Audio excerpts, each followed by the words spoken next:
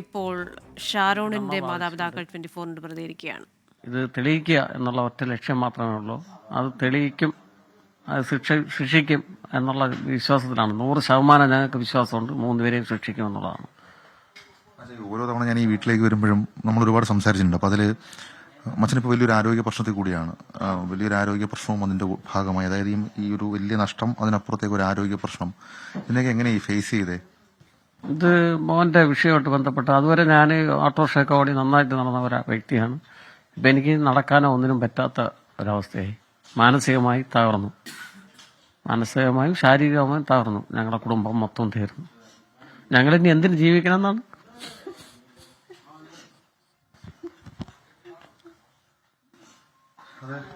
ഈ കണ്ണീരിൽ മുന്നിൽ നമുക്കൊന്നും പറയാനില്ല. കാരണം ഈ അമ്മയുടെ ഈ കണ്ണീര്, ഞാൻ എന്നൊക്കെ ഈ വീട്ടിൽ വന്നിട്ടുണ്ടോ അന്നൊക്കെ ഈ അമ്മ കരച്ചിലാണ്. പക്ഷെ ഈ വിചാരണ ഘട്ടത്തിലൊക്കെ നമ്മൾ ഒരിക്കലും വിശ്വസിക്കാൻ കഴിയാത്ത പല കാര്യങ്ങളും പ്രതിഭാഗത്തിന്റെ ഭാഗത്ത് നിന്ന് ഉയർന്നു വന്നിരുന്നു. അമ്മ ഈ കണ്ണീര് മാറി അമ്മയെ കണ്ടിട്ടേ ഇല്ല. എനിക്ക് അവനെ കാണാതിരിക്കാൻ പറ്റില്ല. എന്റെ മോനെ എനിക്ക് കാണാതിരിക്കാൻ പറ്റില്ല. എന്റെ പൊന്നു മോനെ അത്രയും സ്നേഹത്തിന് ലാളിച്ചും കൊഞ്ചിച്ചും വളർത്തിയതാണ്. ഞങ്ങളുടെ സ്വപ്നവും പ്രതീക്ഷയുമാണ് അവൻ. ഇങ്ങനെ എന്റെ പൊന്നു മോനെ അവൾ എന്തിനും കൊന്നു കളഞ്ഞ് ഞങ്ങളെ വേദന താങ്ങാനാവാത്ത വേദനയാണ്. അമ്മ ഒരിക്കലും എന്നോട് പറഞ്ഞിരുന്നു, ഇത് ഏത് വിധത്തിലും ഒരു രക്ഷപ്പെടാൻ ശ്രമിക്കും. കാരണം നമ്മുടെ തമിഴ്നാട്ടിലേക്ക് കേസ് മാറ്റുന്ന ശ്രമം നടത്തി. അതിനുശേഷം വിചാരണയിൽ അവർ പല കാര്യങ്ങൾ അവരുടെ വക്കീല് പറഞ്ഞു. അപ്പൊ അന്നൊക്കെ അമ്മ വലിയ സങ്കടത്തിലായിരുന്നു. ഇന്ന് ഇപ്പൊ ഈ ഇതിൽ ശിക്ഷ പറയുമ്പോൾ അമ്മ അർഹമായൊരു ശിക്ഷ കിട്ടുമെന്ന് പ്രതീക്ഷിക്കുന്നുണ്ടോ?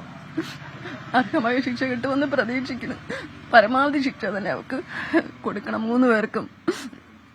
എന്റെ പൊന്നു മോനെ, എന്റെ നിഷ്കളങ്ങനെ സത്യസന്ധനായ എന്റെ പൊന്നു മോനെ 3 കൂടെ ചേർന്ന് ഒരു പിണ്ടാപ്രാണിയായ എന്റെ പൊന്നു മോൻ, ഒരു ഉറുമ്പിനെ പോലും നോവിക്കാത്ത എന്റെ പൊന്നു മോനെ കൊന്നു കളഞ്ഞില്ലേ. അവർക്ക് ഉറപ്പായിട്ടും പരമാവധി ശിക്ഷ കൊടുക്കണമെന്ന് പ്രാർത്ഥിക്കുന്നു. അവര് പറയുന്നൊരു കാര്യം, അതായത് അവരുടെ അവസാനത്തെ വാദം ഇങ്ങനെയായിരുന്നു, അതായത് ആ വീട്ടിലിത് ഈ ഗ്രീഷ്മയ്ക്ക് ആത്മഹത്യാ പ്രവണതയൊക്കെ ഉണ്ടായിരുന്നു എന്നൊക്കെയാണ് അവരുടെ വാദം. അതൊക്കെ അമ്മ ശ്രദ്ധയിൽപ്പെട്ടിരുന്നു? വക്കീല് പറഞ്ഞിരുന്നു, നമ്മുടെ വക്കീല് പറഞ്ഞിരുന്നു? അതൊക്കെ അവര് വെറുതെ പറയണതാണ്. അതൊക്കെ വെറുതെ പറയണത്.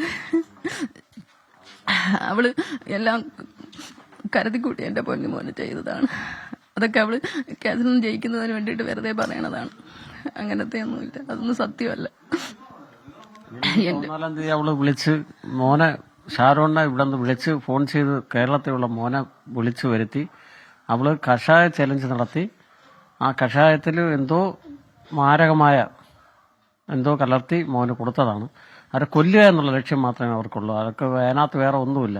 ഷാരോണിനെ കൊന്നുകളയുക, അവൻ ജീവിക്കാൻ പാടില്ല, അവർക്ക് വേറെ കല്യാണം കഴിഞ്ഞ് സുഖമായിട്ട് ജീവിക്കുക, ഇത് മാത്രമേ ലക്ഷ്യമുള്ളൂ. അച്ഛൻ 10 ദിവസത്തോളം മെഡിക്കൽ കോളേജിലുണ്ടായിരുന്നു. അവസാനം നമ്മൾ ഈ പല ഡോക്ടേഴ്സിനെ പല വിഭാഗത്തിലൊക്കെ കാണിക്കും. അപ്പം ഈ അച്ഛൻ നൽകിയൊരു മൊഴിയും ഈ കേസിൽ നിർണായകമാണ്. ഷാരോണിന്റെ മരണമൊഴി എന്ന രീതിയിൽ അച്ഛനോട് പറഞ്ഞൊരു കാര്യമുണ്ട്. അപ്പൊ അതിനകത്ത് എപ്പോഴെങ്കിലും ഈ ഗ്രീഷ്മ ഇങ്ങനെ ചെയ്തു എന്ന രീതിയിൽ, അതായത് ഗ്രീഷ്മ കൊടുത്തെന്ന് തന്നെ പറഞ്ഞു, കൊലപ്പെടുത്താൻ വേണ്ടിയിട്ടാണ് ഇത് തന്നത്. കൊലപ്പെടുത്താൻ വേണ്ടി തന്നെ അമ്മോ എൻ്റെ അടുത്ത് പറയുകയും ചെയ്തു, എന്നെ അവൾ കൊന്നു, പപ്പ ഞാൻ മരിച്ചു പോവും, അവൾ എന്നെ പറ്റിച്ചു, എനിക്ക് ജീവിക്കാൻ പറ്റാതെ ആക്കി കളഞ്ഞു എന്ന് മോൻ പറഞ്ഞിട്ടുണ്ട്. എൻ്റെ കൂടി പറഞ്ഞിട്ട് ഗ്രീഷ്മ ചെയ്തു തന്നെ. അതാണ് എനിക്കൊന്ന് കോടതി ഏറ്റവും മുഖവിലേക്ക് എടുത്തതും അതാണെന്ന് തോന്നുന്നു. കാരണം ഈ വിചാരണ ഘട്ടത്തിൽ അതായിരുന്നു ഏറ്റവും പ്രധാനപ്പെട്ട മൊഴി. അച്ഛനോട് പറഞ്ഞ കാര്യങ്ങൾ തന്നെയാണ്. അന്വേഷണം ആദ്യഘട്ടത്തിൽ നമ്മൾ ഈ അസ്വാഭാവിക മരണം പാറശാല പോലീസ് കാണിച്ചത് ഇതൊക്കെ നമുക്കറിയാം. പക്ഷെ പിന്നീട് നടത്തിയ ഒരു അന്വേഷണവും വിചാരണയിലൊക്കെ തൃപ്തരായിരുന്നു നമ്മൾ?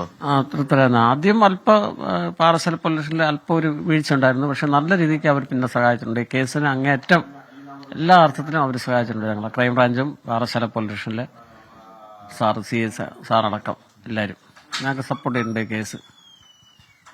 അമ്മ ഈ കണ്ണീരെന്തായാലും മാറില്ല. പക്ഷേ ഒരു ശക്തമായ ഒരു വിധി, അതല്ലെങ്കിൽ ശക്തമായ ശിക്ഷ, അവർക്ക് ഉറപ്പായ ശിക്ഷ തെറ്റ് ചെയ്തിട്ടുണ്ടെങ്കിൽ കിട്ടട്ടെ. ക്യാമറമാൻ വിപിൻ PVക്കും ജിതിനുമൊപ്പം ഷഫീദ് റാവുത്തർ, 24 തിരുവനന്തപുരം.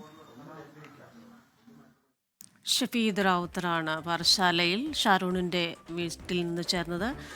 നിന്ന നിൽപ്പിൽ തങ്ങളുടെ സ്വപ്നവും പ്രതീക്ഷയും ഒക്കെയായ മകൻ ഇല്ലാതായത് കണ്ട് ആ ഒരു സങ്കടത്തിൽ നിന്ന് മാതാപിതാക്കൾക്ക് കരകയറാനാവുന്നില്ല. അവരുറ്റുനോക്കുകയാണ് ഇന്നത്തെ കോടതി വിധി എന്താകും എന്ന്.